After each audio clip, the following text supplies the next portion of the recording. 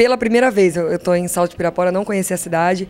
E essa grande festa, né, 27ª festa, eu tô, assim... É sempre bom, né, tá viajando, conhecendo lugares novos, fãs, é bem bacana.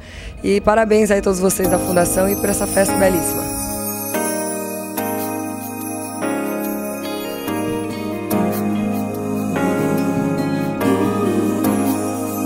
Noite de domingo, comecia-se a saudade. É mais uma espera que começa a ser brotada de 365 dias. Só ano que vem a festa do peão novamente em Salto de Pirapora. Parabéns, prefeito municipal, seu Joel Haddad. Parabéns, Fernando Cimati. Parabéns, comissão organizadora. Parabéns a todo o politiculo, a todos os nossos amigos, no qual nos convidou para que nós pudéssemos estar aqui mais um ano, pela 14ª vez nesta festa maravilhosa. Você, papai, que está aí com a sua família, com a sua esposa, com os seus filhos, abrace-os bem forte, porque a família é a estrutura maior de um ser humano, porque a família é a estrutura maior em que a gente pode se viver. Já começa a dar saudade. Já começa a dar saudade no sorriso daquela criança ali em volta da arena. Já começa a dar saudade da moça caminhando, do rapaz se apaixonando, do grito desta gente. Já começa a dar saudade, com certeza, da presença de cada um de vocês, que nós vamos com certeza levar na lembrança. Vamos com certeza ficar contando a partir de hoje mais 365 dias.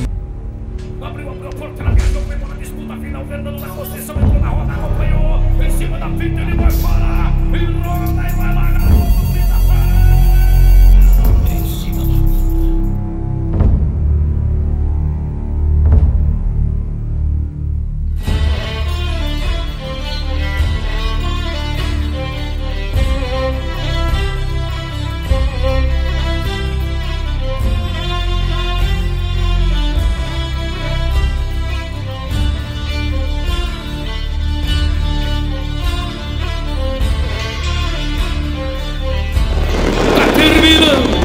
Tá terminando a festa do peão em Salto de Pirapora.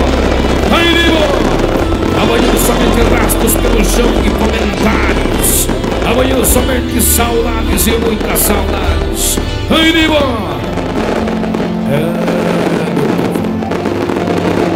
Tudo na vida é assim. Tem um início, um meio e também, infelizmente, tem um fim. Mas o importante é sempre relembrar.